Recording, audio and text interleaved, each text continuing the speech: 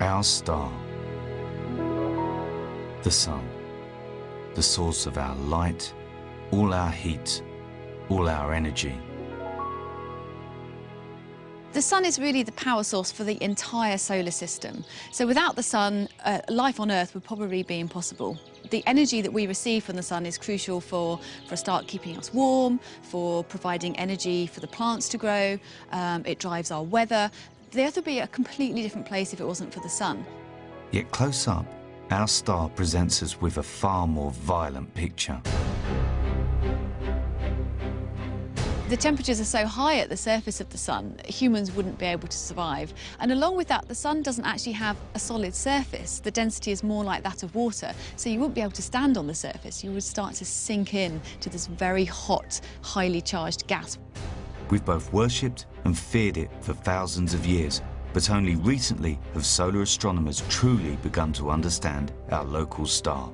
To really get the best view of the sun, you need to go into space.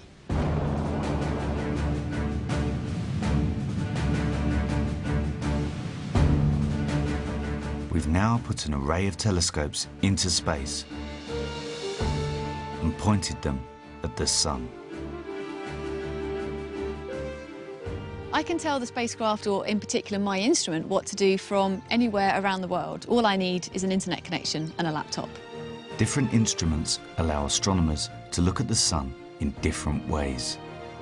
Today we have instruments which are able to see the visible light coming from the sun. We can see ultraviolet light, extreme ultraviolet light, X-rays, and it is crucial that we have this complete coverage. Solar astronomers are revealing the secrets of our star. The sun isn't a perfect and unchanging object. It actually has sunspots on the surface, and from the Earth they look like black features on the surface of the sun.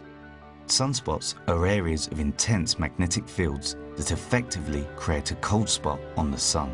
If you were to be able to cut out a sunspot though and put it in the sky, it would have the same brightness as the full moon. It's just that relative to the surrounding surface they appear dark. It is around these sunspots that our solar telescopes have revealed even more dramatic events: solar flares. You can see that they have loop-like structures, and that's because they're associated to the very strong magnetic fields in the sun's atmosphere.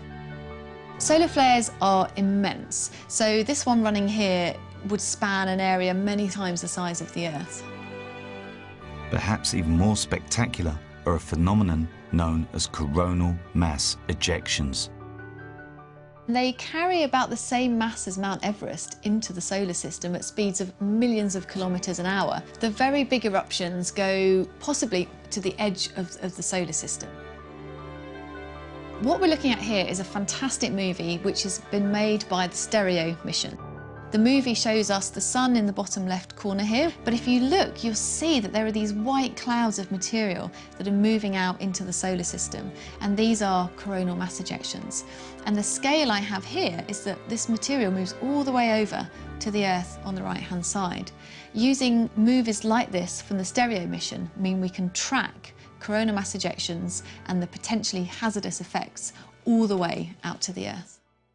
The way that the sun is viewed today is that it has an outer atmosphere which extends over 10 billion kilometres. Blocking the sun with a disk shows us more clearly how the sun's atmosphere extends out into space. We really shouldn't view the sun and the Earth as being unconnected objects. They are connected through the fact that the Earth is sitting in the sun's atmosphere, and anything that happens in the sun's atmosphere affects us here on the Earth.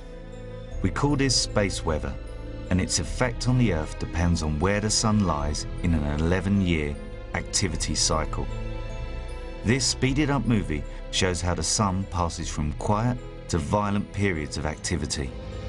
Now, interestingly, for the last 2 or 3 years, the sun has been at the minimum of the activity cycle.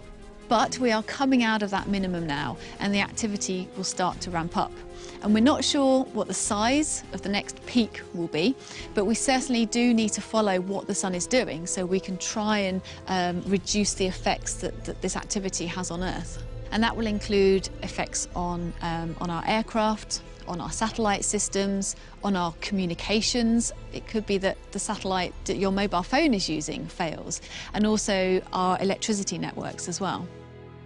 The sun is really an object that we need for our day-to-day lives, but it is also an object that can destroy aspects of our day-to-day lives. So we kind of love and fear it in equal measures, maybe.